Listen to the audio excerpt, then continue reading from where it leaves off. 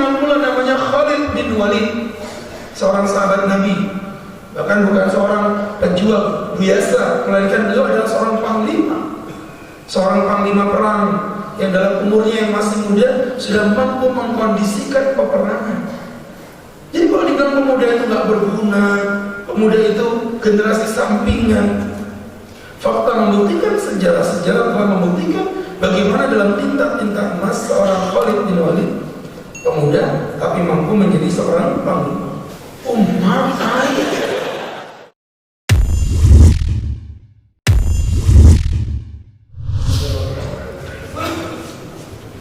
Assalamualaikum warahmatullahi wabarakatuh. Alhamdulillah, hamdan yuwafi ni'amahu wa yukafi mazidah. Ya Rabbana lakal hamdu kama yanbaghi li jalali wajhika wa 'azimi sultanik. Allahumma salli wa sallim wa barik ala Rasulillah Muhammad ibn Abdullah al-mab'uts ila kafatil ummah wa ala alihi wa sahbihi wa mawala bi ihsani ila yaumil qiyamah. Hadirin hadirat jamaah kaum muslimin wal muslimat, sahabat-sahabat Apel Mania yang mencintai Allah dan insyaallah dicintai dan disayangi Allah Subhanahu wa ta'ala. Alhamdulillah, pertama-tama dan yang paling utama, marilah kita panjatkan puja dan puji syukur atas nikmat yang tak terukur dari Sang Ilahi Rabbul Ghafur, yang mana Allah masih berkenan memberikan kenikmatan yang begitu besar kepada kita sehingga kita dapat berkumpul di kajian apel ngaji asik pemuda milenial. Karena kalau berbicara tentang pemuda ini memang unik. Kenapa kami katakan unik? Ya, karena memang pemuda itu tidak biasa. Nah, sesuatu yang tidak biasa itu maka disebut unik. Makanya pemuda itu unik karena memang tidak biasa. Jadi teman-teman yang berbahagia, apa yang membuat unik? Oh ya, sahabat-sahabatku yang berbahagia, dan tidaklah diutus seorang nabi kecuali dia adalah seorang pemuda. Maka kalau kita berbicara di titik ini, pemuda itu memang adalah pilihan-pilihan Allah. Bahkan dalam sebuah hadis yang masyhur mengenai tentang sab'atun yudhilluhumullahu yawma la dhilla illa dhilluh. Ada 7 orang yang akan dilindungi oleh Allah di hari yang tidak ada perlindungan kecuali perlindungan Allah Subhanahu wa ta'ala. Itu uniknya, yang lain menggunakan kata ganti rajulun, seorang laki-laki, seorang manusia, tapi ada satu item yang unik yang dikatakan wasyabun nasa'a fi ibadatillah, seorang pemuda yang hidup di jalan Allah Subhanahu wa ta'ala. Maka seorang pemuda dengan segala karakter kedahsyatan ini belakangan akhir zaman kita lihat sudah mulai berubah. Pemuda digambarkan sebagai karakter seorang pecundang, anak nakal, mencuri, merampok, begal dan lain sebagainya. Ini dogma yang tidak benar. Karena di dalam Islam pemuda sangat dihargai. Bahkan tadi saya katakan spesial. Jadi ada sesuatu yang tidak dimiliki yang bukan pemuda. Maka teman-teman yang berbahagia, kita bisa melihat bagaimana karakteristik pemuda di dalam Islam. Generasi emas. Ini beberapa item aja ya, tidak bisa menjelasin semuanya, tapi salah satunya Salman Al-Farisi. Ketika terjadi perang Khandaq, umat Islam terjepit oleh puluhan ribu pasukan kafir Quraisy. Seorang Salman Al-Farisi lah yang memberikan ide kepada Rasulullah, ya Rasul, tolong kita buat paret saja mengelilingi kota Madinah sehingga membuat orang kafir tidak bisa menyerang kita. Jadi artinya kalau kita pelajari jamaah kaum muslimin yang berbahagia, ide seorang Salman Al-Farisi direkam dalam jejak-jejak sejarah Islam. Maka muncullah yang disebut dengan perang Khandaq, yang kita kenal dengan perang paret. Kemudian yang kedua, kita mengenal pula namanya Khalid bin Walid, seorang sahabat Nabi, bahkan bukan seorang pejuang biasa, melainkan beliau adalah seorang panglima perang yang dalam umurnya yang masih muda sudah mampu mengkondisikan peperangan. Jadi kalau dibilang pemuda itu nggak berguna, pemuda itu generasi sampingan, fakta membuktikan, sejarah-sejarah telah membuktikan bagaimana dalam tinta-tinta emas seorang Khalid bin Walid, pemuda tapi mampu menjadi seorang panglima. Berikutnya adalah Imam Ali bin Abi Thalib, seorang pemuda. Bahkan dari kelompok pemuda, Imam Ali adalah kelompok yang pertama kali masuk Islam dari golongan para pemuda. Ali bin Abi Thalib seorang manusia yang Masya Allah dengan segala kelebihan kecerdasan beliau, beliau ini intelektualitasnya luar biasa. Dulu Utsman bin Affan hendak merajam seorang wanita. Itu disebabkan karena apa? Waktu itu ada seorang laki-laki berkata, ya wahai Khalifah Utsman bin Affan, istriku ini kau nikahi anggaplah setahun misalnya, kemudian tiba-tiba dia sudah melahirkan.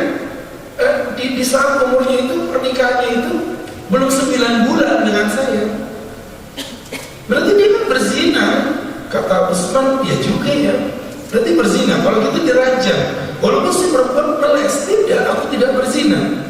Datang Imam Ali bin Abi Thalib, dia seorang pemuda yang cerdas, berani mengkritisi seorang pemimpin, Khalifah Utsman bin Affan. Mohon maaf Utsman, tidak, kamu tidak boleh merajamnya karena kamu tidak punya saksi. Akhirnya kata Utsman, tapi dia sudah melahirkan kurang dari 9 bulan, artinya waktu dia menikah, berarti dia dalam keadaan hamil. Kemudian apa yang terjadi teman-teman yang berbahagia? Kata Imam Ali, tidak, perempuan hamil itu umurnya 6 bulan. Lihat, seorang pemuda melawan arus. Normalnya melahirkan itu hamil 9 bulan. Tetapi Masya Allah teman-teman, Imam Ali mengatakan 6 bulan. Dapat dari mana? Beliau menggabungkan 2 ayat. Yang pertama, Allah Subhanahu wa taala berfirman, wa habluhu wa fiswaluhu 30 syahr. Melahirkannya dan hamilnya itu 30 bulan. Oke, 30 bulan. 30 bulan itu berapa lama? Ya 30 bulan, ya. Daripada kita mikir, ya kan? Intinya 30 bulan. Kemudian di dalam ayat yang lain teman-teman, unik, ayat yang lain tidak berkaitan dengan ayat yang tadi, bahkan dengan tempat yang berbeda. Allah berfirman, wal walidatu yurdi'na auladahunna haulaini kamilain. Dan seorang wanita itu menyusui anaknya selama 2 tahun. 2 tahun itu berapa bulan? 24 bulan. Berarti menyusui dengan hamil 30 bulan. Sedangkan menyusuinya dikatakan dalam ayat lain adalah 24 bulan. Berarti hamilnya berapa bulan? Ini bisa matematika nggak sih kadang-kadang? Generasi pemuda mau kayak begini sih kadang-kadang. 30 kurang 24 aja kok bingung. Berarti 6 bulan batas minimum kehamilan seorang wanita. Jadi Masya Allah teman-teman, kecerdasan Imam Ali ini generasi emas. Dari Imam Ali bin Abi Thalib ini pemuda, bukan pemudi. Kita lihat, ya jelas lah. Itu mikir kalian Masya Allah. Baik. Kemudian yang keempat, kita kenal juga seorang Usama bin Zaid yang di umur 18 tahun sudah diamanahkan menjadi sekretaris Rasulullah, mencatat wahyu-wahyu Allah. Ya, nah kesimpulan dari semua yang Ustaz jelaskan, ada Usama bin Zaid, ada Muhammad Al-Fatih, ada Ali bin Abi Thalib, ada Khalid bin Walid. Ya, dari semua para pemimpin pemuda-pemuda generasi emas di zamannya ini muncul dan mereka memiliki 3 karakter yang sama. Apa itu Pak Ustaz? Ada 3 karakter. Yang pertama namanya karakter keilmuan. Yang kedua namanya karakter rasa ghirah, kecemburuan terhadap hukum Allah atau semangat dan rasa cinta yang luar biasa. Dan yang ketiga, mereka memiliki sama-sama memiliki proses. Jadi kalau kita pelajari ada 3 karakter tadi dari seluruh para pemuda-pemuda yang hidup di zaman tersebut. Yang pertama tadi memiliki keilmuan. Jangan ditanya, para pemuda di zaman Nabi itu yang namanya majelis ilmu luar biasa, semangat. mirip kayak teman-teman Napel ini semangat, ya luar biasa. Ustaz udah datang jemaahnya belum ada, nggak ada masalah, semangat. Menimba ilmu begitu. Dan ingat ya, selalu saya ulang-ulangi, kalian tidak boleh berada di zona nyaman terhadap kebodohan. Karena begini, kemarin tuh ada anak-anak SMA itu sedang ngaji ayat Napel. Apa jawab mereka? Hana Pak Ustaz, mohon maaf, kami ini ya namanya orang awam. Kami ini kalau bodoh ya dimaklumi lah. Namanya juga Allah itu akan memaklumi orang yang tidak tahu. Begitu kan Pak Ustaz? Sampai sepuluh deh. Capek deh. Memang betul. Orang yang tidak tahu akan diampuni Allah itu betul. Tapi ingat, kebodohan yang disebabkan atas keteledoran itu tidak akan menjadikan alasan di hadapan Allah. Yang diampuni itu kebodohan setelah ikhtiar. Contoh, Alhamdulillahirabbil alamin. Mas, alamin, ngalamin,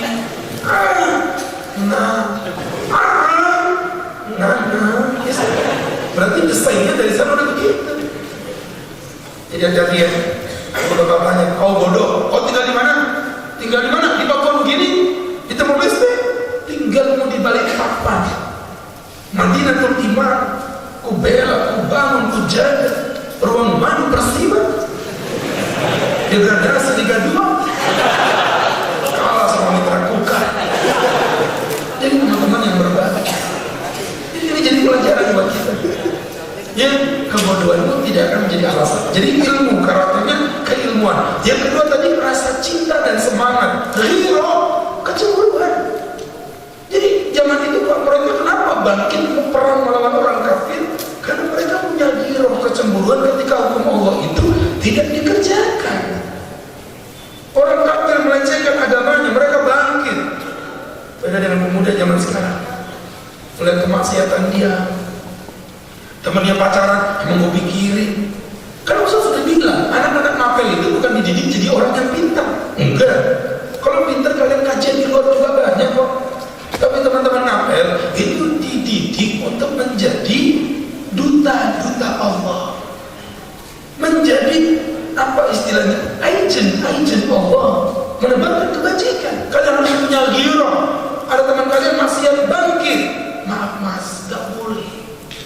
Temennya nggak pakai hijab, bangun, nggak boleh. Temennya berghibah, datengin, mbak, mohon maaf ya, ini ghibah mbak, ini dosa. Tapi dia tuh begini begitu mbak. Kamu tahu, tapi itu nggak boleh diomongin, itu dosa. Ya kamu nggak pernah ngerasa aku tuh digituin langsung mbak. Emang sih kadang-kadang dibeli juga. Itu ember namanya. Paham ya? Jadi yang kedua ghiro. Jadi anak muda yang tidak punya ghiro, tidak punya rasa cemburu, tidak punya rasa emosi, ketika hukum Allah dilanggar, nggak bakal jadi generasi emas. Yang ketiga tadi apa? Berproses.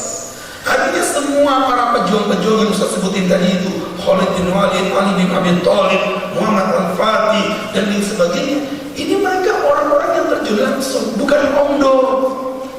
Pemuda tak boleh omdo-omdoan. NATO, no action, talk only. Kalian ngerti gak sih bahasa Inggris begini? Jadi teman-teman yang berbahagia, ya harus belajar bahasa Inggris.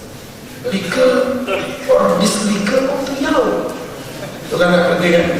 Legal itu yang menjadi legal. Ya, yang jadi ustaz siapa? Mulut siapa? Terserah saya dong. Legal or dislegal of the yaw. Terserah saya. Idonca. Siapa yang jawab? Okay. I'm not father, man. Apa? I'm not father. Ayam apa ayam? Saya. No? Tidak. Father? Papa. Saya tidak papa. I'm not father. Kalian kasihan banget sih pemuda kalau bahasa Inggris. Ini I'm not father, man. Itu orang Inggris aja nggak paham, Mbak. Saking tingginya tuh itu orangnya. Jadi teman-teman yang berbagi. Nah, dari 3 item ini, apa kaitan dengan tema kita?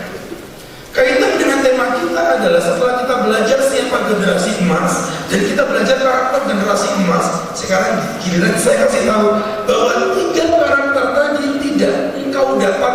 dimanapun selain di masjid Allah. Hanya di masjid Allah kita menemukan 3 tadi. Yang pertama ilmu. Ini bukti kita di masjid mendapatkan ilmu. Ya. Di sini juga kita bagaimana tercetak menjadi orang yang punya ghirah, punya kecemburuan terhadap hukum Allah. Dan di tempat ini pula kita berproses. Nanti akan Ustaz jelasin apa maksud berproses dalam hal ini, teman-teman yang berbahagia. Maka pemuda tidak bisa lepas dari yang namanya masjid. Tahu masjid ya? Jadi teman-teman yang berbahagia, yang dimuliakan Allah, mengapa sih Pak Ustaz pemuda itu harus dekat dengan masjid? Yang pertama, saya bilang semua bergantung pada siapa sahabatmu. Pemuda yang cinta masjid otomatis akan berteman dengan pemuda masjid. Berbeda dengan pemuda yang bergumul di dunia luar, mereka akan bergumul dengan orang-orang yang tidak mengerti agama Allah. Maka seorang pemuda untuk bisa selamat, Anda harus berteman dengan orang baik. Dan tidak ada orang yang lebih baik dibandingkan orang yang mencintai masjid. Wa rajulun wa qalbuhu mu'allaqun bil masajid, kata Allah, kata Nabi, adalah seorang pemuda yang hatinya selalu terngiang-ngiang dengan masjid. Bahkan Nabi gak bilang orang yang suka ke masjid, enggak, tapi kata Nabi rajulun wa qalbuhu, hatinya mu'allaqun, bergantung-gantung, makan dengan masjid, di rumah duduk dengan masjid. Loh, kalau orang akhirnya udah gantung ke masjid, Mas, Ustaz punya cerita ini kejadian nyata. Jadi teman-teman, sebuah kejadian yang luar biasa, nyata ini. Jadi bukan cuma cerita doang. Jadi ceritanya begini, ini kejadian nyata ya. Ini kejadian nyata, Pak. Serius, ini Ustaz alami sendiri gitu. Jadi waktu itu Ustaz dalam sebuah kejadian nyata gitu, itu ngisi kajian di salah satu komplek yang ada seorang jemaah itu selalu istiqomah. Jadi gak pernah gak kajian dan duduknya gak pernah berubah. Selalu duduk di bagian pojok sebelah kiri. Habis itu beberapa pertemuan gak hadir. Akhirnya Ustaz telepon sama teman-teman, itu kemana sih Bapak Fulan itu? Kok lama gak kelihatan? Apa jam dia Pak Ustaz? Beliau lagi di ruang ICU. Kenapa kalian gak bilang? Kami mau ngomong sama Ustaz, kami takut. Sebenarnya Bapak itu juga ingin didatangi Ustaz. Oke, berangkat kita ke RSPB. Datang kita ke RSPB, di ruang ICU ketemu istrinya. Ya Allah Pak Ustaz, Allahu Akbar. Kenapa Bu? Baru aja Bapak bilang, Bu, Bapak ingin ketemu sama Pak Ustaz. Tapi saya bilang, Pak, Ustaz itu sibuk, Bapak jangan ganggu kegiatan beliau. Pak Ustaz datang kemari. Ya Allah, makasih. Pak, bangun Pak, ini ada Pak Ustaz, matanya melek, tangan saya dipegang.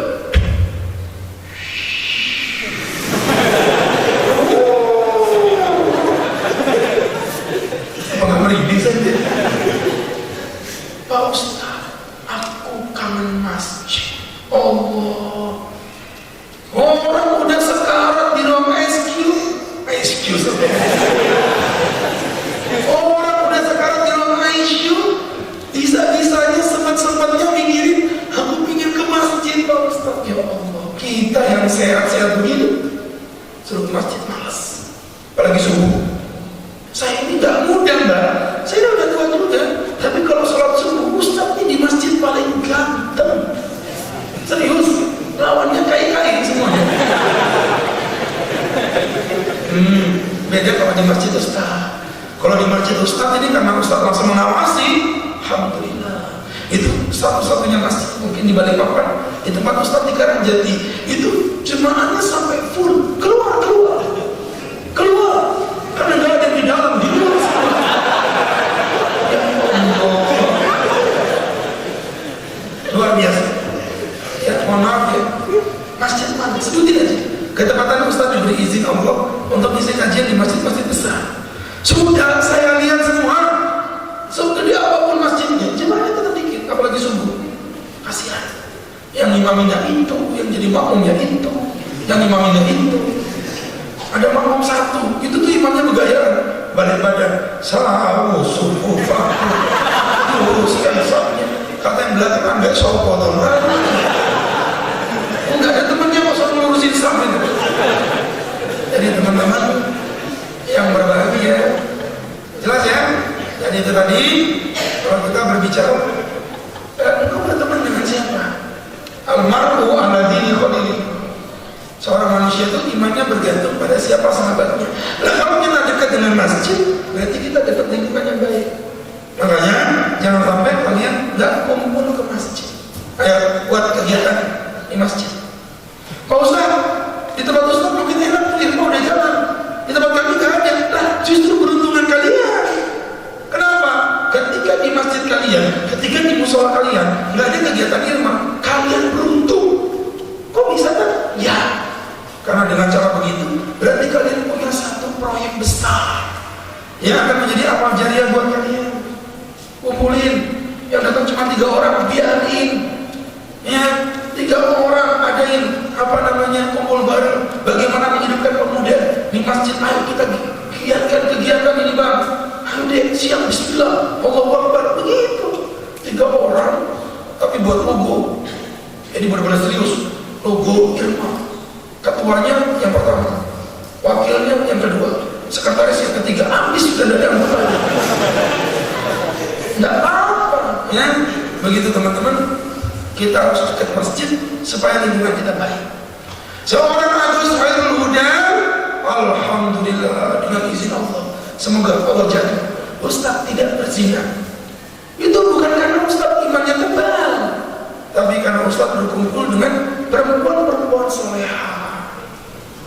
Coba Ustaz digoda sama perempuan cewek pendek-pendek, bajunya seksi, mas, mampir mas, lah, apalah? Tidak, gratis mas lah, apa mas, lanjut terus.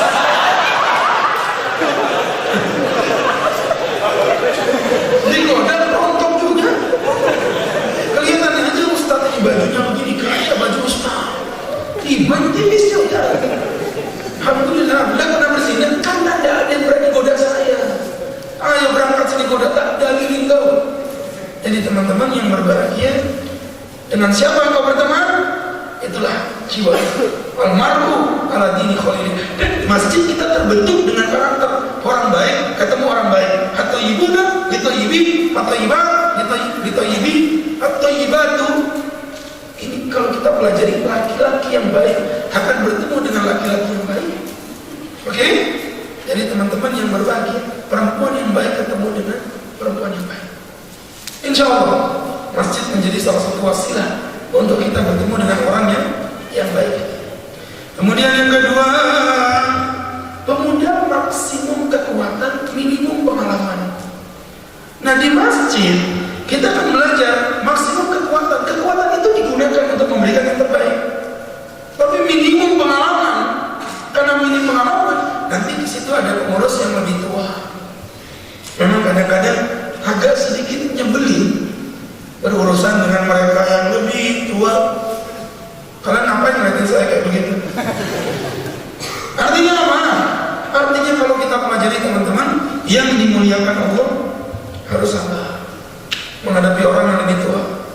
Kemudian yang ketiga adalah ajang melampiaskan minat bakat yang baik.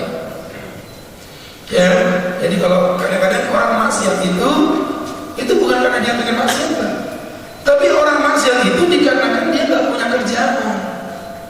Ya, teman-teman yang berbahagia, yang dimuliakan Allah, hanya mohon maaf, orang yang suka pacaran, orang yang suka main-main video game yang nggak jelas, itu kebanyakan adalah orang-orang yang memang nggak punya kerjaan. Makanya sehingga jeda waktu yang kosong ini dimasuki oleh setan. Dan kalian sebagai anak masjid beda, waktu kosong gunakan untuk masjid. Maka kita nggak sempat untuk berpikir bagaimana kita mau bermaksiat.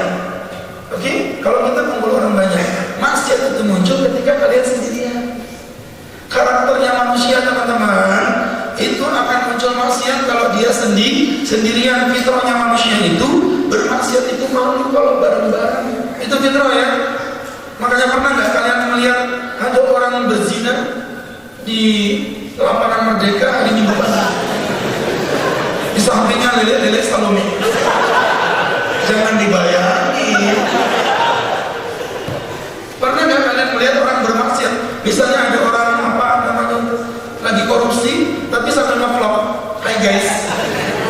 korupsi nih, jangan lupa ya doain aku. Mudah-mudahan korupsiku barokah. Like and subscribe. Gak ada. Orang maksiat itu pasti sebenarnya sepi-sepi. Nah kalian makin sepi, makin pikirannya corong, pikirannya ngeres. Kalau lagi bahagia, pengennya nonton sesuatu yang tidak boleh. Kalau lagi sedih, pengennya bunuh diri. Itu setan. Kalian jangan pernah sendirian. Berkumpul dengan teman yang baik. Ajang melampiaskan kegiatan positif. Ya, 3 masjid kenapa menjadi landasan dasar seorang pemuda. Nah cuma kan begini hebatnya Pak Ustaz ya. Kenapa Pak pemuda itu gak terlalu suka datang ke masjid? Nah di sini Ustaz akan jelaskan ada 4 alasan kenapa pemuda itu malas ke masjid. Nah ini 4 alasan ini bukan artinya menjadi alasan ya udah kalau kita udah mau ke masjid, bukan. Tapi justru 4 alasan ini harus kita lawan sehingga ini menjadi solusi agar kita senang ke masjid. Yang pertama, yang pertama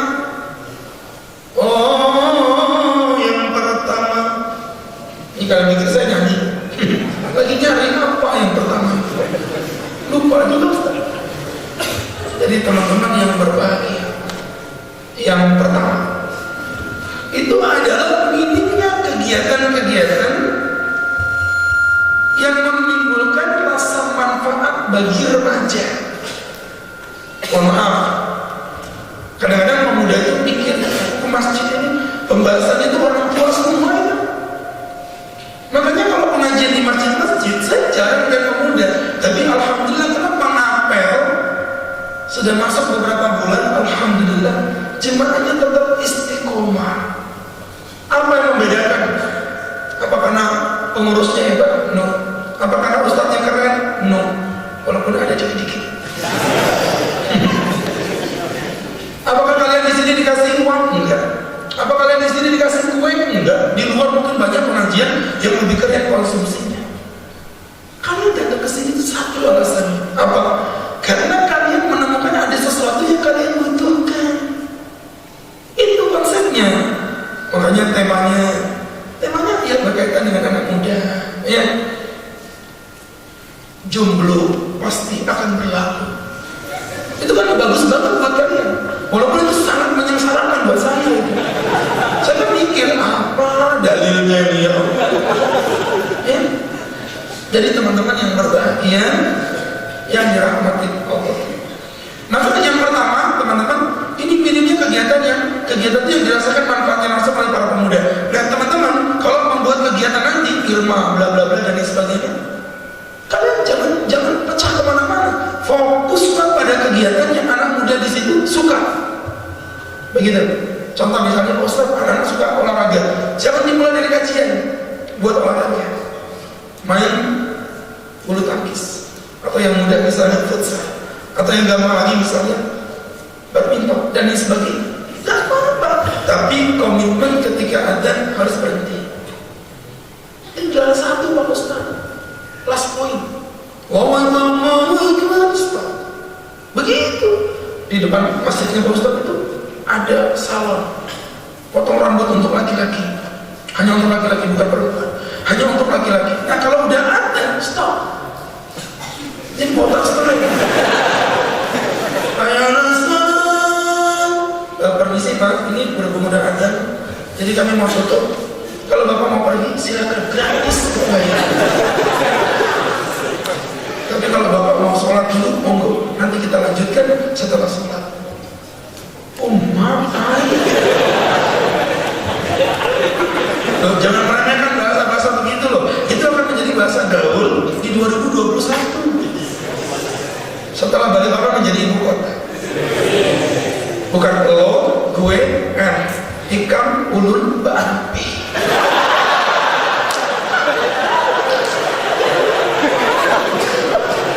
Sudah men, udah gak laku. Buncur kan?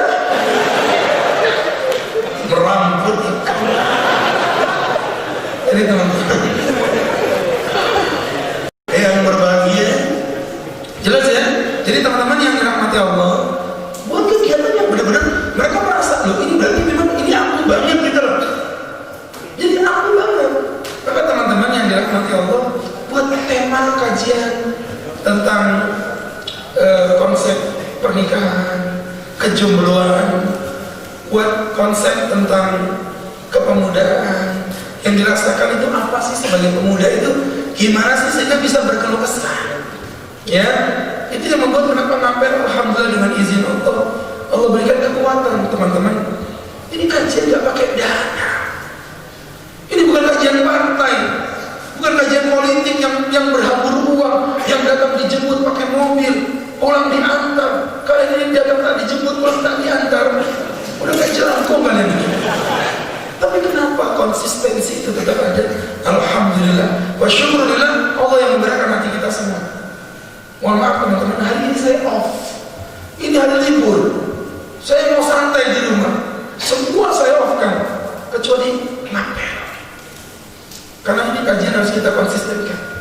Saya bilang sama panitia, gerakan ngapel istiqomah akan membawa barokah. Kasarannya, walaupun saya nggak ada pun, maksudnya keluar kota, bukan meninggal loh, awas ya. Tapi Pak, teman-teman yang dirahmati Allah, jelas ya? Itu teman-teman yang dimuliakan Allah, yang pertama. Yang kedua, minimnya kegiatan-kegiatan yang menampung minat para pemuda. Jadi kegiatan kita tuh kebanyakan apa ya? Ya nggak ngerti itu maunya pemuda apa. Coba buat kegiatan yang kira-kira minat itu tersalurkan. Contoh kita adakan lomba, ya lomba puisi, tapi isinya tentang mencintai Nabi. Kita ada lagi lomba, kalau perlu khutbah langsung di atas mimbar, nggak pakai panggung, praktek di atas mimbar. Oh, berkhutbah itu nggak gampang loh teman-teman. Makanya belajar. Nanti boleh kapan-kapan kita ada khusus menjadi khotib. Oh, berapa enggak? Karena khotib ini penting. Nanti ada khotib kami undang, Pak Ustaz tenang aja, ya nggak bisa begitu. Karena kejadian di masjid, khotibnya ditelepon, datang Pak Ustaz, datang. Memang si khotib nggak bohong, dia udah di motor. Tapi kan khotib manusia, bannya bocor.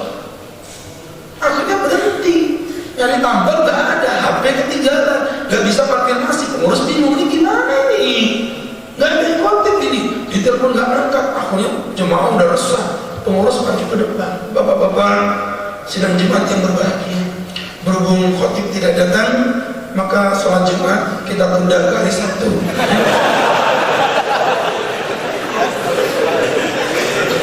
Nggak boleh. Makanya teman-teman, ayo belajar semua pemuda. Lomba berceramah kultum, lomba adzan, lomba ngaji, lomba jadi imam, mendapatkan Muzammil Award. Ngerti nggak sih? Lomba ceramah, Agus Khairul Huda Award. Jadi teman-teman yang berbahagia, ayo bismillah. Kemudian yang ketiga, masjid itu terkadang tidak memberikan peluang dan ruang untuk pemuda. Ini problemnya kadang-kadang beberapa masjid yang didominasi oleh kaum tua. Jadi kadang pemuda itu jadi malas gitu ya. Ngapain juga Pak Ustaz saya datang, saya juga nggak dihargai, saya juga nggak dikerjakan dan lain sebagainya. Ini kesalahan dari orang-orang yang tua tadi. Harusnya diberikan kesempatan. Ya kalau saya pribadi malas yang mikir orang tua, yang kerja anak muda, langsung kerjanya nyata. Kemudian yang keempat teman-teman, mohon maaf ya, yang membuat kadang-kadang kurangnya silaturahim. Anak muda itu hidupnya bersosial. Makanya kalau kita lihat anak muda itu sebenarnya nongkrong bareng, ngadain klub-klub, ya bukan klub malam ya, tapi klub-klub kebajikan. Kita buat kegiatan-kegiatan, ya misalnya buat hijau lumut syariah, ikatan jemblur lucu dan imut syariah. Begitu. Kalian buat kegiatan-kegiatan yang sifatnya komunitas, pecinta sedekah, pecinta alam, nggak apa-apa, selama nilainya positif, ya. Nggak boleh nanti ngadain kajian-kajian atau ngadain apa klub-klub yang istilahnya berbau haram, itu diharamkan oleh Allah Subhanahu wa Ta'ala. Maka disinilah yang sering Ustaz bilang, pemuda adalah generasi yang paling dominan sebenarnya. Maka ketika pemuda nggak cinta masjid, berarti sama dengan umat Islam nggak cinta masjid. Memang yang paling banyak pemuda kok. Ya, sehingga kalau pemudanya nggak cinta masjid, jangan berharap generasi ke depan masih cinta kepada masjid. Ayo cinta masjid. Kalau bukan kita yang menghidupkan masjid ini, siapa lagi? Maka dari situlah nanti akan muncul pemikiran-pemikiran yang brilian, pemikiran-pemikiran cerdas yang muncul dari benak kalian, dan dari situlah insya Allah akan menjadi suatu pemikiran-pemikiran yang bermanfaat untuk siapapun. Kadang yang tidak pernah kita pikirkan itu akan muncul ketika kita sudah bareng-bareng kumpul bersama-sama. Begitu ya teman-teman ya, cintai masjid. Makanya saya juga sering mengkritisi masjid ditulisi dilarang tidur di masjid. Salah. Yang benar itu adalah dilarang tidur di bagian ini, tapi Anda boleh tidur di bagian itu. Kenapa ada melarang orang tidur di masjid? Sedangkan di zaman Nabi ada ahlus suffah yang tidur bahkan menetap di dalam masjid. Kalau Anda mengatur jangan tidur di sini karena ini ambal, ya kan ambalnya bagus, ini dulu warnanya hijau semua, jadi kuning-kuning belang-belang, ada banyak orang tidur di sini. Kalau itu maksud Anda, buatkan satu ruangan khusus di tengah situ yang orang bisa santai. Jadi masjid itu rumah kedua. Gak benar itu, Pak Ustaz gak boleh makan di masjid. Siapa yang bilang? Diceritakan bahwa Nabi pernah makan roti dan makan daging di dalam masjid. Gak apa-apa, diatur tempatnya. Jadi makan minum di dalam masjid boleh. Ini contohnya kan? Minum sudah dipraktikkan. Tinggal makan yang belum pernah.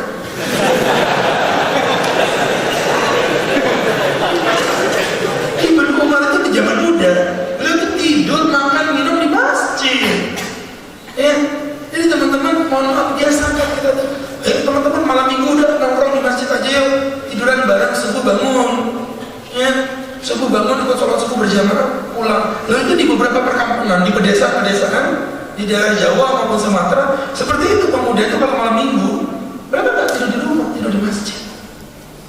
Oh begitu. Jadi masjid ini kayak rumah kita yang kedua. Memang kami lagi memproses dan sempat ngobrol juga dengan teman-teman di DMI. Kami butuh masjid yang ramah pemuda. Jadi jangan disalahkan pemuda ke masjid. Ya iya, ada yang ramah kok. Kayak tadi tuh, masjid nggak boleh buat tidur. Siapa bilang? Masjid nggak boleh dibuat makan minum. Yang mau siapa? Karena Ibnu Umar makan minum tidur di dalam masjid. Dan itu dicontohkan di zaman Rasul, dan Rasul tidak mengingkarinya. Bahkan ahlus suffah tinggal tidur di dalam masjid. Begitu. Tidur di dalam masjid, bangun-bangun azan, sholat. Jangan tidur di masjid, azan subuh pulang. Jadi begitu ya teman-teman yang berbahagia. Ini yang begini, yang Ustaz maksudkan adalah pemuda adalah harapan bangsa. Pemuda adalah pemegang tali estafet perjuangan baginda Rasul. Itu tidak mungkin kita dapatkan kalau kalian tidak menjadi generasi emas. Generasi emas hanya muncul dari kecintaan kita kepada masjid Allah. Itu semoga bisa bermanfaat dan dapat yang hikmah untuk kita bersama. Seperti biasa teman-teman, saya tidak berpanjang dan tidak berlebar. Kalau saya panjang-panjang juga wajah kalian nampaknya nggak paham banget gitu. Untuk itu kita buka sesi tanya jawab, baik berkaitan tentang masjid maupun di luar dari tema seperti biasa. Kita buka seluas-luasnya. Silakan teman-teman. Silakan.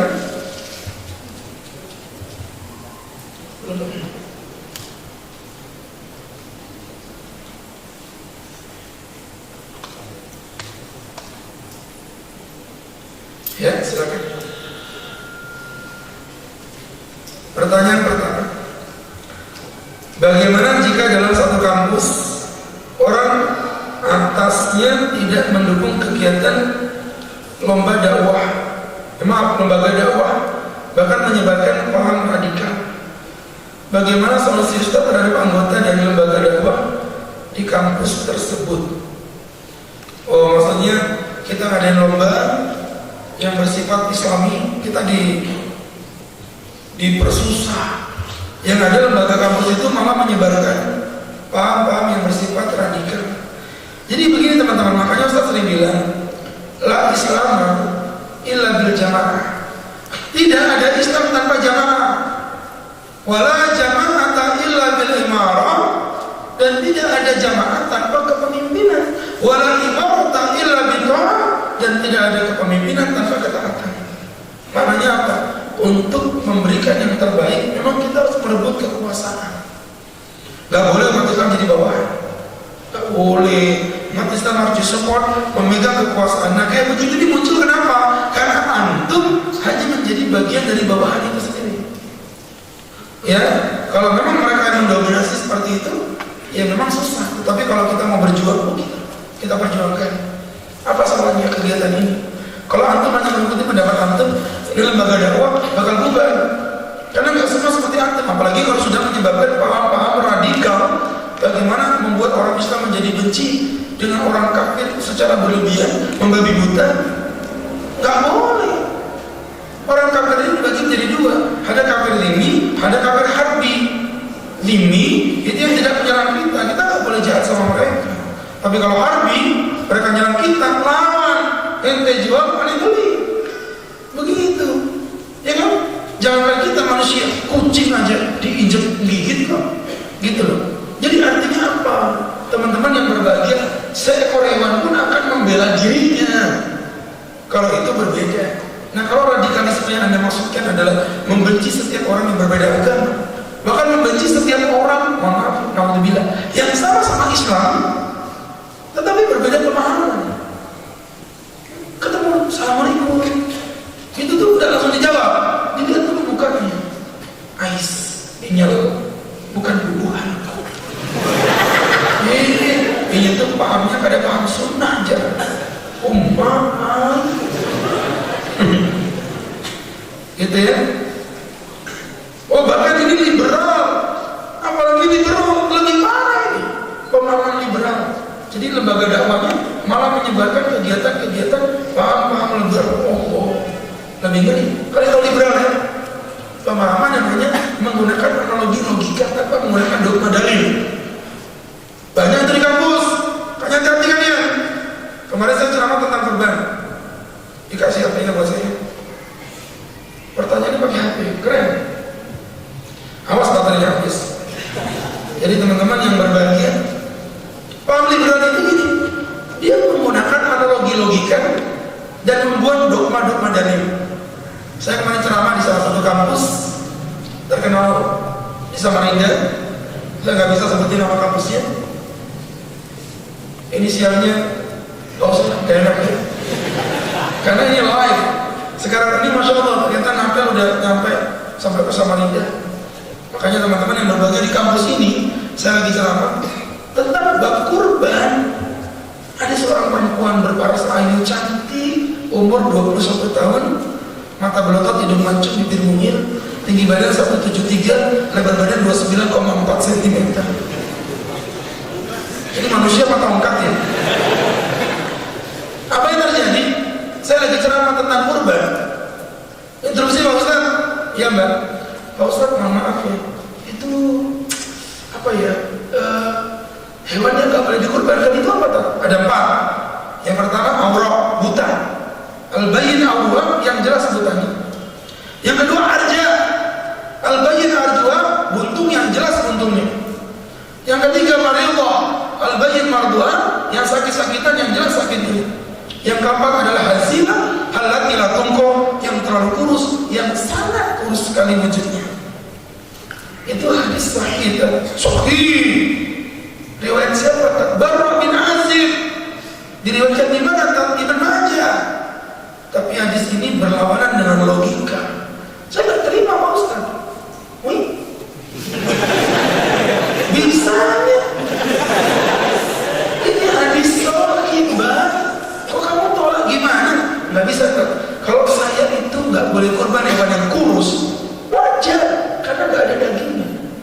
Kalau saya nggak boleh korban yang berpenyakitan, wajar mengurangi kualitas dagingnya. Kalau saya nggak boleh korban yang kakinya buntung, wajar mengurangi berat dagingnya. Tapi kalau saya nggak boleh korban yang matanya buta, apa hubungannya? Kalau saya nggak makan matanya kok.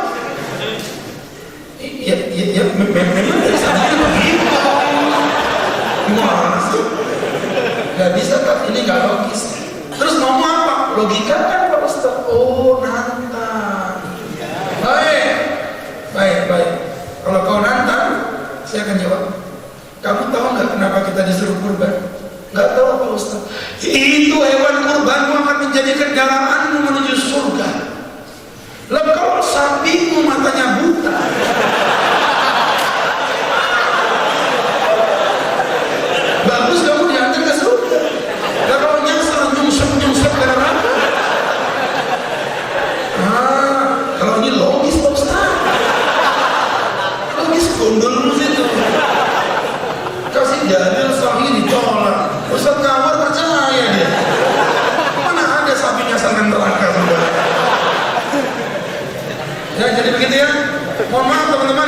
ini nggak tahu siapa yang tanya, kalau memang lembaga dakwah kampus Anda sudah disusupi paham liberal, kumpulkan massa.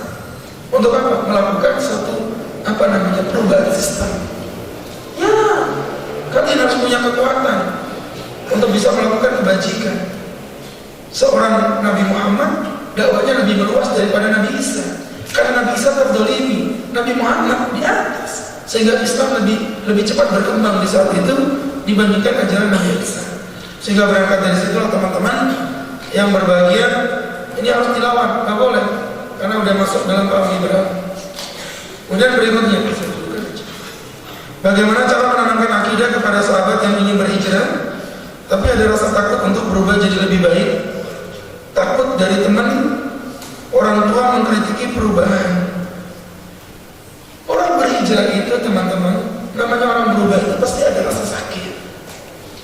Jadi kalau Anda mau berhijrah, jangan takut untuk merasa tersakiti, karena memang dari awal Anda niat hijrah, Anda sudah memahamkan diri bahwa ini akan sakit. Paham ya? Jadi ketika kita udah berhijrah, kemudian ada yang menyakiti kita, senyum aja. Dibilang, "Cik, kok berubah?" Loh, bukannya setiap kehidupan itu harus ada perubahan, dan bukankah perubahan itu bagian dari keabadian itu sendiri?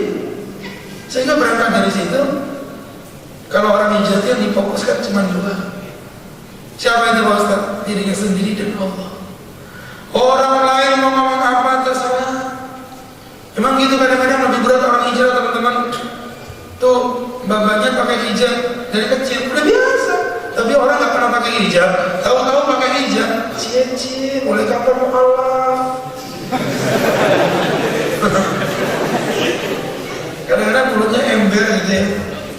Ada preman taubat, sholat ke masjid, itu tuh pengurus masjid udah keluar dari penjara, itu tolong ya pengurus jagain sandalnya masing-masing ya, nggak boleh kayak begitu. Itu teman-teman yang berbahagia. Jadi kami pertegas kembali, kalau orang hijrah memang harus siap berkorban. Pengorbanan apa yang antum berikan? Mengalahkan pengorbanan daripada sahabat Muhajirin yang di saat itu mereka berhijrah dari Mekah menuju Madinah. Perjuangan mati-matian, mereka tinggalkan hartanya, mereka tinggalkan nyawanya, mati dong. Mereka tinggalkan anak istrinya, mereka tinggalkan keluarganya, rumahnya. Hijrah zaman now beda. Kalau dulu kan istilahnya apa ya? Hijrah itu benar-benar nggak ada yang dibawa. Kalau sekarang rumah jual jadi duit, apalagi mobil dijual jadi duit masuk ke rekening, sampai ke negeri seberang, tinggal cari duit, beli rumah lagi, selesai. Zaman dulu enggak, rumah nggak bisa dibawa, kendaraan nggak bisa dibawa. Jadi mereka hijrah itu benar-benar 100% untuk Allah. Nah kalau kita hijrah sakit dikit manja, disakitin manja, aku nggak mau Pak Ustaz, dikit dong sakit hati. Lu gimana? Untuk jadi orang yang hebat, Anda harus siap disakiti. Teman-teman, mohon maaf, besi mentah sama besi yang udah jadi meja harganya berbeda. Kenapa? Besi mentah tidak mengalami resiko apa-apa. Ya dia besi, dijual harganya kiloan. Beda dengan besi yang udah jadi meja, harganya jauh lebih mahal. Kenapa? Karena dia ditempa, dia dipukul, dia dibakar. Sehingga dengan dibakar itulah ditempa, dihajar. Dari situlah besi itu berubah menjadi lebih mahal dari yang asli. Begitu kalau mau hijrah harus yang menerima itu semua. Jadi kalau dibilang bagaimana saya menanamkan akidah ke Ustaz? Tanamkan. Bagaimana seorang Ibrahim diuji? Kamu diuji segitu mas, gak ada apa-apanya mas. Ibrahim dibakar hidup-hidup nurut, dipotong kemaluannya nurut. Loh, dipotong kemaluan di zaman belum ada medis. Kalian kita nomor berapa? Ini kayaknya gak ada kita nih. Jangan-jangan belum pada sunat ya. Kita nomor berapa? 10, 11, 12. Ibrahim berkhitan wa huwa ibnu tamanina sana, beliau berumur 80 tahun. Bayangkan Bapak, bayangkan Mas. Ya? Do you know about that? Yes, very alam kelas. Ibrahim dihitan. Ya Allah, di zaman belum ada alat, belum ada antibiotik, belum ada anti rasa sakit. Pisaunya pun belum terbuat dari besi, masih terbuat dari batu yang diruncingkan batu. Nyep. Karena kok ngilu-ngilu gitu sih? Kan gak punya. Tapi teman-teman yang berbahagia. Itu ya. Jadi tanamkan akidah seperti akidah Ibrahim. Kalau Nabi saja diuji dengan kebenarannya, antum bisa diuji gak mau gimana? Itu begitu. Bagaimana sikap kita kepada suami, adik, ipar? Suami, adik, ipar. Berarti bukan adik kita itu ya? Iya. Ini aneh pertanyaan. Bagaimana sikap kita kepada suami, adik, ipar yang berjualan narkoba? Apakah dilaporkan ke polisi atau gimana? Jazakumullah khair. Jadi gini teman-teman, ya. Ketika kita melihat ada saudara kita bermaksiat, yang kita lakukan itu namanya standar dakwah, step by step. Pertama omongin baik-baik. Dia omongin baik-baik, mas, gak boleh jual narkoba, hukumnya haram. Namanya juga narkoba. Jangan macam-macam. Nah, itu api. Koba, berani kau koba, api, begitu maksudnya. Narkoba, terserah agak maksa. Jangan mas, dosa mas, gak boleh mas. Sampai kan begitu. Udah diomongin, gak ngefek. Ya udah, naik fase yang kedua, agak sedikit ditekan. Ancaman, mas, demi Allah aku cinta sama kamu mas, kamu saudaraku. Tapi kalau kayak gini caranya, kamu gak mau berubah, hati-hati loh ya. Aku akan laporkan kepada orang tua. Masa gak berubah juga? Aku akan laporkan kepada polisi dalam bentuk ancaman. Nah kalau udah sampai di level ini masih gak ada perubahan, mohon maaf, kalau memang itu bisa menjadikan dia jerah, silakan laporkan kepada polisi, gak apa-apa, untuk kebaikan dia. Tapi itu akan menyakiti perasaannya Pak Ustaz. Loh, bukankah seorang dokter untuk mengangkat penyakit yang ada di tubuh pasiennya akan melukai kulitnya? Terkadang luka itu bagian dari rasa cinta. Seperti itu. Jadi boleh dilaporkan polisi? Boleh. Tetapi dengan catatan setelah adanya step by step dalam nilai dakwahnya. Assalamualaikum Pak Ustaz. Bagaimana cara kita mempersatukan pemuda yang berbeda latar belakang agar bersatu demi kejayaan Islam tanpa adanya sifat asabiyah? Sifat asabiyah itu hanya muncul karena kebodohan. Karena dia jarang ikut taklimnya cuma dari satu orang ustaz dan dia tidak membuka pemikirannya kepada ilmu yang lain, muncullah sifat asabiyah itu. Jadi kalau misalnya di tempat kalian ada perdebatan yang sifatnya adalah asabiyah, panggilkan seorang ustaz guru di bidangnya yang mampu menjelaskan tentang perbedaan di antara ulama. Syukur-syukur bisa memberikan ilmu kajian tentang fikih muqarrin, fikih perbandingan, seperti yang kemarin kita sudah jelaskan juga dalam bab sholat. Kalau ada khilaf ini dijelaskan. Kenapa sih kalau ada orang yang misalnya contoh perempuan yang bercadar, kalau ada perempuan yang tidak bercadar, itu khilafiyah. Jelaskan. Kalau yang bercadar punya dalil, yang tidak bercadar juga punya dalil. Yang bercadar itu pendapatnya Imam Syafi'i, pendapatnya Imam Ahmad. Sedangkan yang tidak bercadar itu adalah pendapatnya Imam Abu Hanifah dan Imam Malik. Pendapat ini semua berbeda pendapat disebabkan karena surat An-Nur ayat yang ke-31. Wala yubdina zinatahunna illa ma dhahara minha, dan tidaklah perempuan itu diperbolehkan mempertontonkan auratnya kecuali apa yang nampak darinya. Perempuan itu wajib menutup seluruh auratnya, dari pucuk rambut sampai pucuk kaki, semuanya aurat. Problemnya Allah bilang ilah. Apa ilah? Kecuali. Berarti ada yang diperkecualikan yang boleh dilihat. Apa yang dikatakan Allah? Ilah ma dhahara minha, apa yang nampak darinya. Masalahnya nampak ini apa? Imam Syafi'i, Imam Ahmad memahami yang nampak darinya itu yang nampak tidak sengaja, seperti yang dipahami oleh Imam Ibn Abbas. Jadi perempuan itu semuanya aurat kecuali yang nampak tidak sengaja. Itu pendapat Ibn Abbas. Nah sebagian ulama lain yang mengatakan ilah ma dhahara minha, kecuali yang nampak darinya itu maksudnya yang nampak dari wajah dan telapak tangan. Dan ini tafsir yang ditarjih oleh pendapat At-Tabari dan beberapa sahabat lainnya. Sehingga berangkat dari situ khilafnya ada, sudut pandangnya ada, pendapat yang lebih rajih yang ini, yang kuat yang itu, dikarenakan dalilnya ini, itu, dan lain sebagainya. Kalau kayak gitu pemikiran kita luas. Haswabiyah hanya muncul dari kebodohan. Yes, hanya muncul dari kebodohan. Kenapa orang itu gampang menyalahkan orang? Karena dia sebenarnya tidak mengetahui kebenaran. Cirinya orang bodoh itu mudah membodoh-bodohkan orang yang belum tentu bodoh. Hanya karena dia bodoh. Terhadap dalil apa dari orang yang dia bodoh-bodohkan tadi itu? Bodoh. Kenapa? Jadi mereka tidak memahami dasarnya, sehingga khilaf itu terjadi. Artinya dianggap ini benar, ini sesat, ini benar, tak boleh. Jadi kalau seperti itu gimana tak? Buat kajian yang sifatnya umum dulu. Ya, misalnya membahas tentang akhlak. Kalau akhlak itu nggak ada perbedaan. Buat kajian tentang akhlak, buat kajian tentang kepemudaan, buat kajian tentang pergerakan-pergerakan dakwah Islam, harakah Islam. Di situ kita bersatu. Setelah itu baru kita ngebahas tentang fikih. Yang menjelaskan fikihnya harus menjelaskan tentang mengurangi perbedaan. Pendapat ini, dalilnya begini, dalilnya begitu. Kalau kita punya konsep begitu, insya Allah akan saling menghargai. Itu yang dikatakan Imam Syafi'i. Madhabi sahih, kata Imam Syafi'i. Madhabku benar. Wa yahtamil khata, tapi kemungkinan salah. Wa madhabu ghairi khata, dan pendapat saya aku salah. Wa yahtamil sahih, tapi kemungkinan benar. Itu yang dipahami Imam Syafi'i. Makanya dulu Imam Syafi'i pernah datang ke masjid. Di samping masjid itu ada kuburannya Imam Abu Hanifah.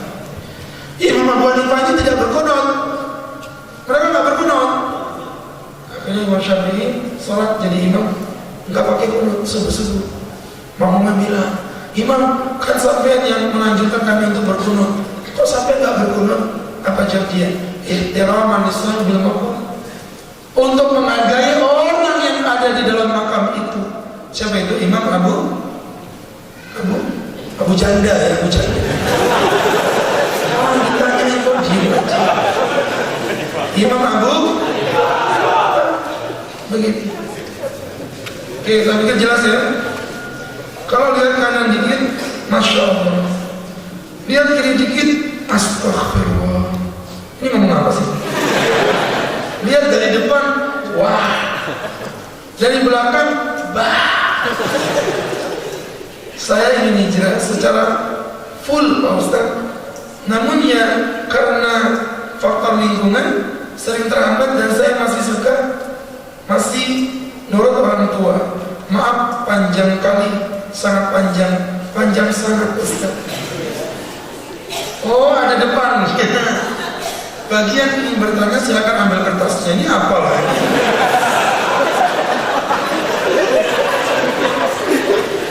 Bagaimana caranya agar bisa berubah ke yang lebih baik secara keseluruhan? Di mana saya dihambat dengan kantor lingkungan yang cukup ekstrim karena saya tinggal di kampung baru Pak Ustaz. Kalau lihat kanan dikit, Masya Allah. Lihat kiri dikit, Astagfirullah. Lihat ke depan, wah. Dari belakang, wah. Saya ingin hijrah secara full Pak Ustaz. Namun yang karena faktor lingkungan sering terhambat dan saya suka masih ikut orang tua. Ya intinya begini, dia tuh ingin hijrah secara sempurna, tapi kesusahan. Kenapa kesusahan? Karena tidak didukung oleh faktor lingkungan yang baik. Saya sendiri nggak mau menyebutkan nama daerah, tapi Anda yang menyebutkan tadi ya. Jadi gini, kalau memang Anda sadar lingkungan Anda tidak mendukung Anda untuk berbuat baik, tidak mesti Anda pindah. Tapi yang penting Anda harus berhijrah, mencari komunitas yang kira-kira membuat Anda mudah beribadah. Paham?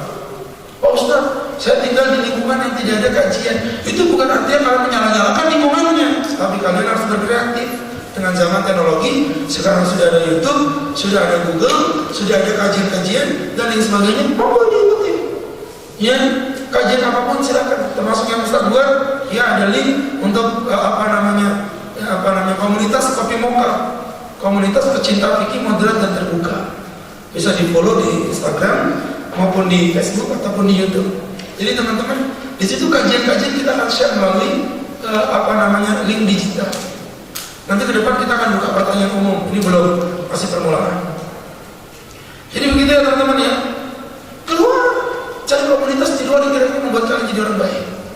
Nah kalau masalah ikut orang tua, tergantung apakah orang tuanya memerintahkan Anda pada sesuatu yang salah atau enggak. Kalau sesuatu yang masih enggak salah, cuman kurang afdol, tetap diikuti. Tapi kalau sesuatu yang nyata-nyata udah salah, udah haram, apalagi kalau haramnya sudah disepakati ulama ijma', apalagi udah masuk ranah kesyirikan, nggak boleh. Fa in ja'alaka an tusyrika bima laysa laka bihi ilmun fala tuti'huma. Kalau bapak ibu mengajak kamu pada kesyirikan yang kamu tidak punya ilmu di dalamnya, fala tuti'huma, jangan ditaati. Berarti kita durhaka sama orang tua Pak Ustaz? No, ada lanjutan ayatnya. Wa sahibahuma fid dunya ma'rufa, dan gaulilah orang tuamu dengan cara yang baik di dunia. Masalah akhirat, lakum dinukum waliyadin. Tapi urusan dunia, cium tangan, hormati dia. Sakit apa? Mau cebok gak bisa cebok, cebokin. Sakit gak bisa jalan, kendong. Walaupun berbeda agama, itulah Islam yang indah. Tapi kalau urusan akidah gak bisa. Akum dinukum waliyadin. Assalamualaikum Pak Ustaz, saya mau bertanya. Saya rajin selalu mengingatkan saudara maupun teman untuk berbuat baik, namun saya selalu merasa sulit ke masjid, selalu pikiran kacau. Ini apa hubungannya sih? Pertanyaannya itu bukan susah jawabannya, susah memahaminya. Saya ulangi lagi ya. Saya mau bertanya, saya rajin selalu mengingatkan saudara maupun teman berbuat baik. Oke ya, perhatiin. Namun saya selalu merasa sulit ke masjid. Apa hubungannya? Ini kalau ke orangnya saya tendangin orangnya.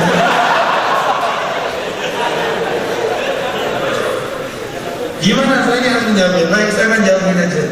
Pertama, Anda mengingatkan saudara Anda selalu berbuat baik, itu keren. Tapi mengingatkan kebaikan itu harus dimulai dari diri sendiri. Ya, nggak boleh. Artinya orang senangannya mengingatkan orang, tapi dia nggak mau ngikutin apa yang dia omongin sendiri. Kabura maqtan indallahi an taqulu ma la taf'alun. Sebesar-besarnya murka Allah ditimpakan kepada orang yang suka ngomong tapi tak mengerjakan omongannya sendiri. Ada adiknya, ada deh, ngaji. Abang kok gak ngaji bang, malah main HP. Hei, berani kau sama abang? Abang dijelek-jelek begini, lulusan pesantren. Pesantren mana bang? Pesantren kilat.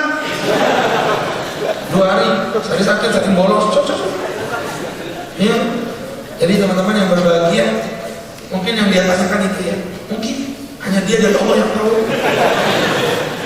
Kesimpulannya, intinya dia ingin berbuat baik kepada orang dengan berdakwah, tapi dia sendiri masih susah untuk beribadah.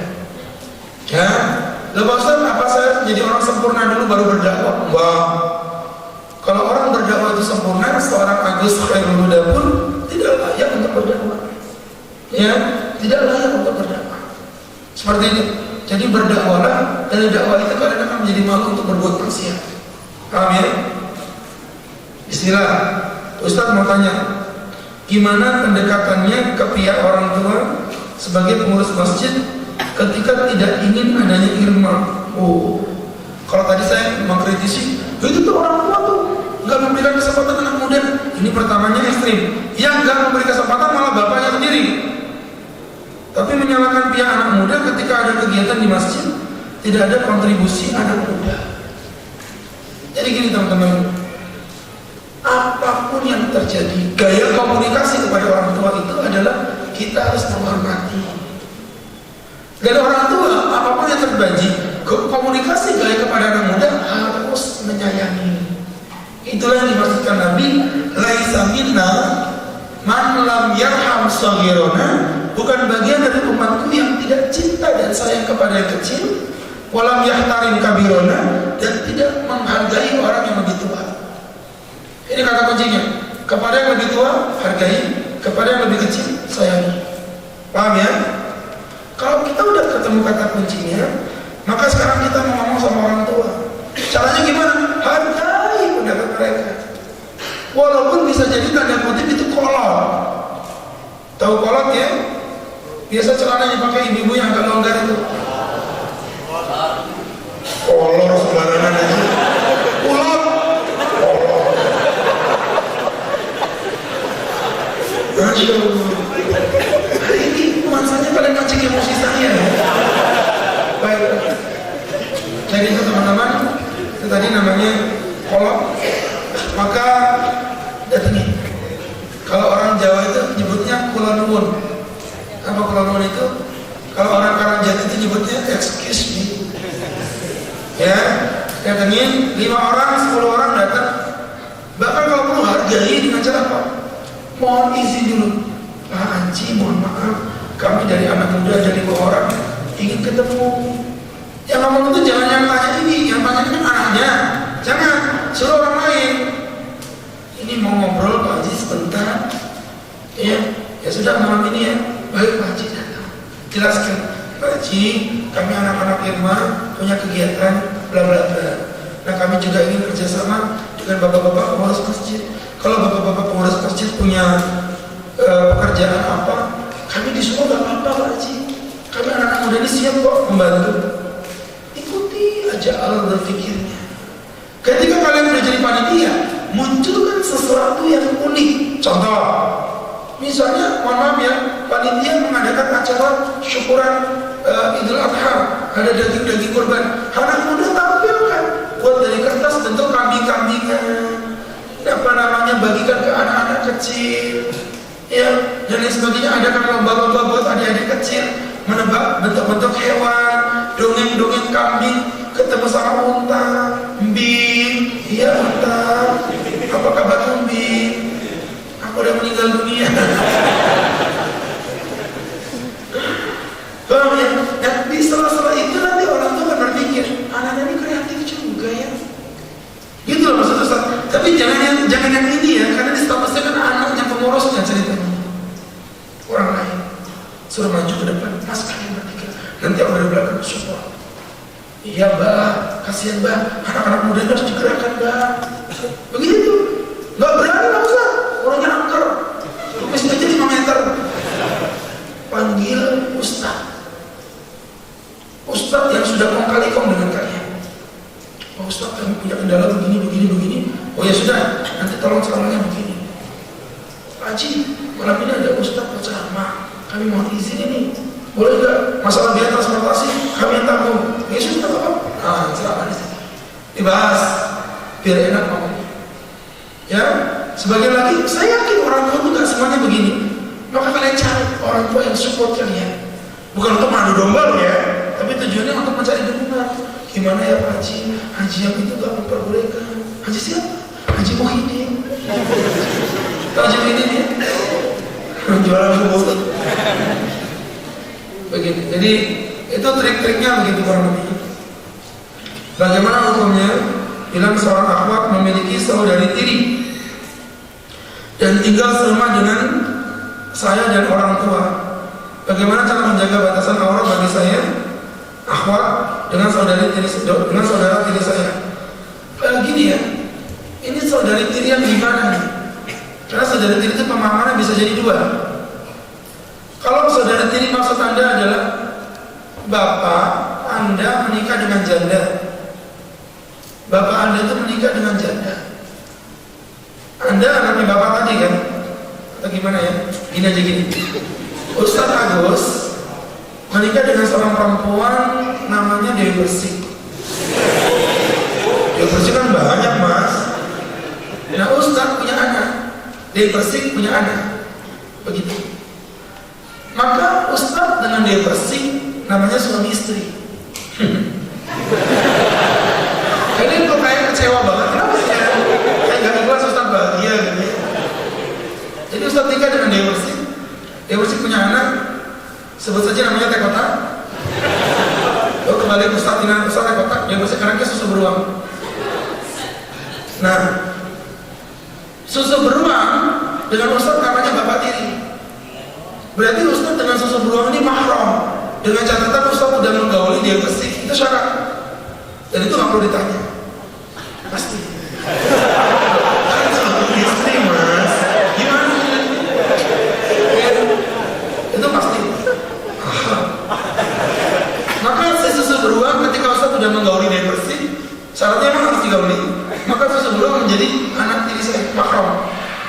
kota akan menjadi anak tirinya dia bersih mahram.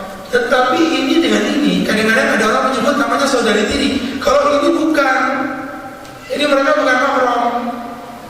Itu dulu kita jelaskan. Nanti masalah sikapnya belakangan. Tapi ini dulu bukan mahram kalau ini. Jelas ya? Atau ada gambaran saudari tiri yang kedua. Contohnya gini, Ustaz menikah dan memiliki anak namanya Tekota. Ustaz menikah dengan dia Persik, belum punya anak. Dia Persik ini perawan. Akhirnya Ustaz pun melakukan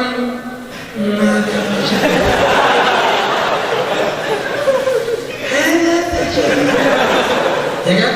Akhirnya dari situ si Dewi Persik hamil. Anaknya namanya susu beruang.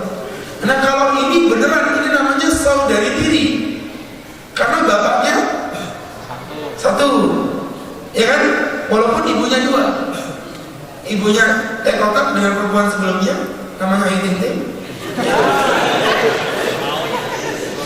Kemudian Ustaz menikah dengan Dewi Persik, berarti susu beruang dengan Tekota ini namanya saudara sebapak. Nah ini mahram kalau ini. Oke, jelas ya? Nah itu saya bedakan dulu. Sekarang baru kita masuk ke efek hukum. Kalau dia mahram, berarti nggak boleh nikah. Lawan katanya, berarti boleh buka aurat. Paham ya? Kalau mahram, jadi gambaran kayak tadi yang Ustaz bawa anak, dia mesti berhubungan dengan Ustaz baru punya anak. Ini mahram namanya saudara sebapak. Kalau ini semahram, berarti boleh buka jilbab, boleh. Auratnya cuma dari pusar sampai lutut. Tapi kalau gambaran yang pertama tadi, yang Ustaz bawa anak, yang Persik bawa anak dengan anak ini bukan mahram. Bukan. Karena bukan mahram, berarti harus menjaga aurat. Jadi kalau pertanyaannya tadi, bagaimana batasan aurat saya? Batasan auratmu dengan yang tadi itu sama dengan auratmu sama Ustaz. Paham? Bukan siapa-siapa. Maka semua wajib tertutup kecuali wajib telapak tangan menurut sebagian ulama. Jelas ya? Jadi itu maksudnya. Ini saudari tiri seperti itu. Baik. Jangan terlalu sering ke kiri, nanti nabrak. Oh kiri. Itu ada loh, boneka kesukaan anak saya itu belok kiri. Gak usah bentak ya bos. Gitu. Kalian nonton 10 kali udah gak sopan sama saya. Ustaz, bagaimana menurut Pian? Keluar juga bahasa gaul. Bagaimana Pang menurut Pian tentang metode pembinaan secara mentoring? Kelompok kajian se-efisienkah? Maksudnya apakah efisien begitu? Jadi gini teman-teman, dengerin ya. Kajian itu apapun bentuknya, selama itu bentuknya cuma teknis, nggak ada apa-apa, ngomong aja. Ya, kemarin kan sempat ada yang mengharamkan halako, katanya nggak boleh ikut halako, ikut liko itu katanya haram. Di zaman Nabi tidak ada dan lain sebagainya. Saya pastikan itu tidak benar. Mau bentuknya halako kah, mau bentuknya liko kah, mau bentuknya pengajian kah, mau bentuknya di kampus kah, mau bentuknya di kelas kah, monggo, selama materinya tidak bertentangan dengan syariat Allah. Tapi itu Pak Ustaz, model liko itu mereka tuh punya aturan berjenjang, nanti sekian baru naik lagi jenjang. Lalu itu kan kayak di kelas sama aja. Kalian kalau sekolah kan gitu, kelas 1 pelajarannya ini, kelas 2 pelajarannya ini, nggak ada masalah selama tidak menimbulkan efek ta'assub. Yang nggak boleh itu ta'assub. Buat halaqah, nanti dia punya keyakinan selain halaqahnya, berarti dia bukan orang Ahlussunnah, bukan orang benar. Nah ini yang kayak begini nggak boleh. Jangan diikuti liko yang seperti itu. Liko yang membuat antum merasa diri antum benar, liko yang memastikan orang lain pasti salah, itu nggak boleh diikuti. Yang benar seperti itu namanya mendoktrin kita untuk merasa paling benar sendiri. Waliyadzubillah. Perbedaannya bisa jadi benar, bisa jadi salah. Tapi kalau antum ngejudge orang pasti salah, itu udah pasti salah. Paham? Wallahu a'lam. Ya mudah-mudahan ini bisa menjadi pelajaran untuk kita bersama. Teman-teman tetap selalu semangat. Oke. Ikhwan. Oke, ini akhwat. Baik. Jangan dideketin karena bukan makhluk. Jadi teman-teman, untuk seperti biasa kita masuk sesi yang kedua. Yang ketiga berarti ya, maaf. Sesi yang ketiga adalah sesi tanya jawab. Pertanyaannya adalah, teman-teman yang dirahmati Allah Subhanahu wa taala, siapa yang bisa menyebutkan 4 tokoh pemuda? Ya, silakan. Dalam generasi emas ya.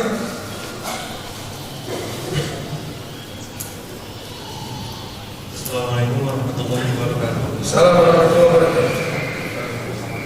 Beberapa pemuda-pemuda yang ada dalam agama Islam dalam generasi emas. Yang pertama adalah Salman Al-Farisi, yang kedua Khalid bin Walid, yang ketiga Ali bin Abi Thalib, yang kelima Usama bin Zaid, dan yang terakhir Abdullah bin Umar. Baik, boleh. Sekarang pertanyaan berikutnya adalah untuk akhwat. Akhwat mendapatkan, waduh, ini ada kaligrafi, jilbab, kaligrafi dan jilbab. Dari seluruh sahabat-sahabat generasi emas tadi, mereka berbeda-beda karakter, tapi punya kesamaan 3 karakter. Apa itu? Ditunjuk panitia.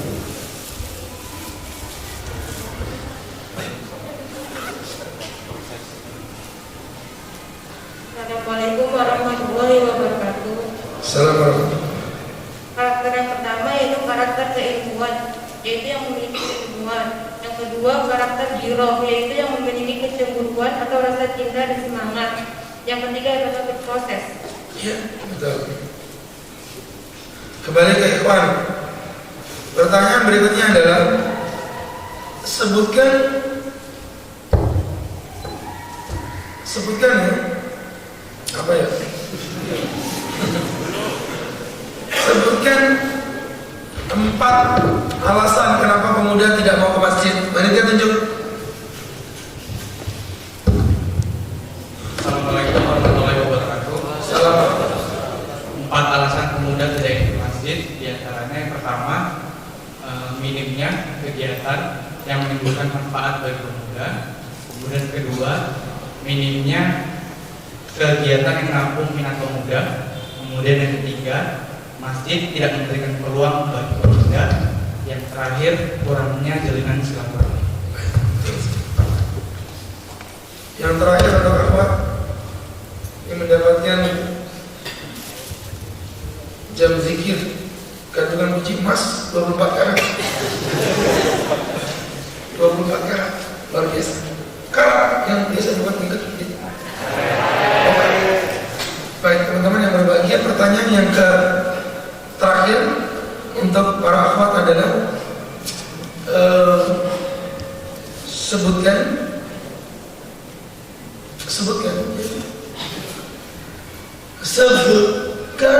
apa ya? Lagi ngeblank kan saya. Sebutkan siapa nama istri-istri Ustaz yang ada dalam cerita tadi. Enggak, bercanda ya. Baik. Untung istri saya benar nggak datang hari ini ya. Baik. Jadi teman-teman yang berbahagia, Ustaz ingin kalian menyebutkan untuk akhwat, siapa yang bisa menyebutkan daripada 3 nama istri baginda Rasulullah SAW? 3 istri aja. 3 aja.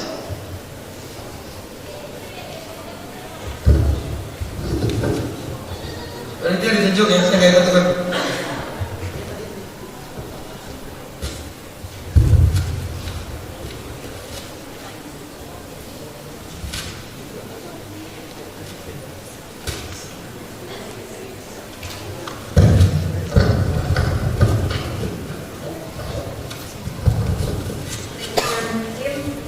Tiga istri Rasulullah, yang pertama Siti Khadijah sama Siti Aisyah. Itu 2 ya, Mas. Khadijah, Zainab, Aisyah. Khadijah, Zainab, Aisyah. Oke betul. Zainab itu malah ada 2 sebenarnya, jadi 4 ya. Baik. Baik teman-teman yang berbahagia, itu untuk sesi ketiga kita kali ini, dan nanti sudah kita rampungkan dan kita selesaikan. Insya Allah berjumpa di 2 pekan ke depan. Jadi sekali lagi teman-teman, tidak perlu mendapatkan undangan ya, tidak perlu mendapatkan undangan. Kasarnya kalau misalnya panitia baru akan mengaji lupa ke-share pun, pokoknya teman-teman kalendernya diputerin 2 pekan, 2 pekan, 2 pekan. Selama bukan hari Idul Fitri, Idul Adha, insya Allah kajian ini tetap jalan ya, per 2 pekan sekali. Tetap semangat, ajak teman-teman yang lain untuk meramaikan kajian ini, insya Allah berbaik ini. Kita cukupi dengan bersama-sama berdoa. Oh, ada panitia, silakan. Baik teman-teman sekalian, sebelum kita masuk ke sesi terakhir yakni doa dengan Ustaz Agus Fakusuda, masih ada sedikit tambahan hadiah karena di malam hari ini merupakan chapter spesial untuk ngapel atau ngaji anak muda milenial. Ada sedikit tambahan hadiah dari panitia buat teman-teman.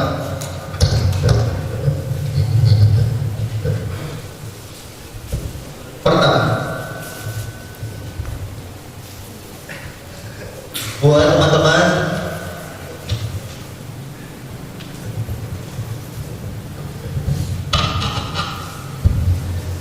pertama kita ke teman-teman akhwat dulu.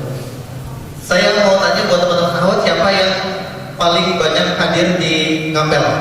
Bisa angkat tangan mungkin, nanti maju ke depan. Yang paling banyak dan yang paling cepat.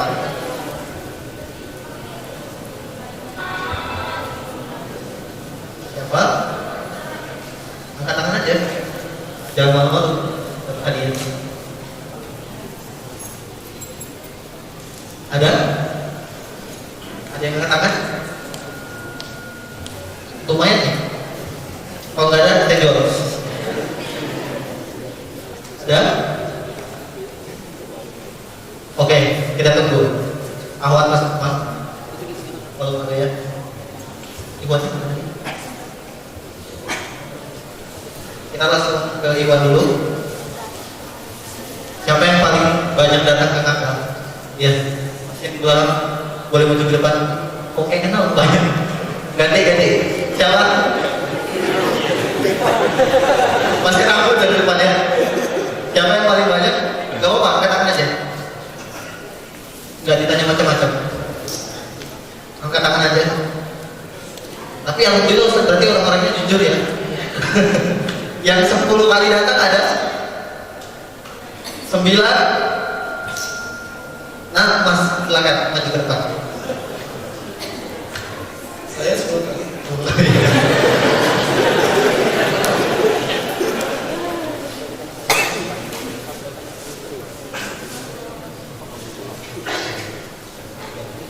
Dengan Mas siapa? Lu jatuh. Siapa? Ahmad. Sudah berapa kali datang ke kamar? 9 kali ya. Sedikit aja pertanyaannya kali ya. Gak susah. Sebutkan sedikit judul ngapel yang di Kausan Mas. Oke, jomblo pasti berlalu. Apa ya? Jomblo pasti berlalu. 3 2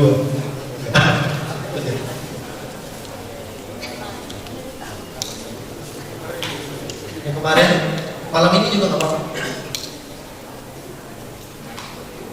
Oh iya, nggak apa-apa. Cuma iseng-iseng sudah. Alhamdulillah. Terima kasih ya. Masih di foto dulu. Lanjut ke teman-teman akhwat. Ada yang mau ngaku? Ada? Angkat tangan aja kalau apa. Di belakang ya? Oh iya boleh. Saya titip mic-nya. Tolong. Itu.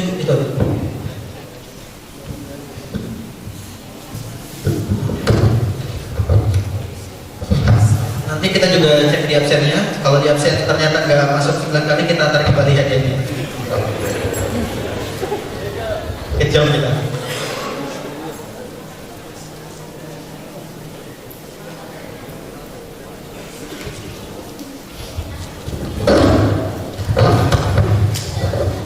Sudah dijawab? Assalamualaikum warahmatullahi wabarakatuh. Waalaikumsalam.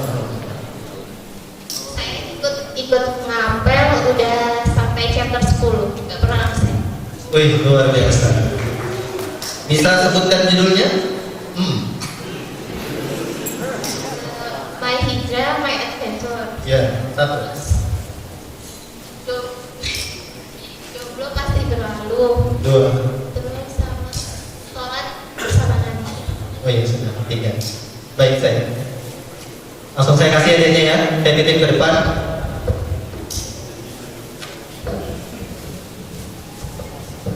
Ya, selamat dapat apa ini? Hijab. Ya, makasih. Ya, langsung saja teman-teman, saya kembalikan ke Ustadz Agus untuk memimpin sesi terakhir pada kajian ngapel malam hari ini. Langsung saja kita ke doa yang dipimpin oleh Ustadz Agus Soalnya. Silakan Ustadz.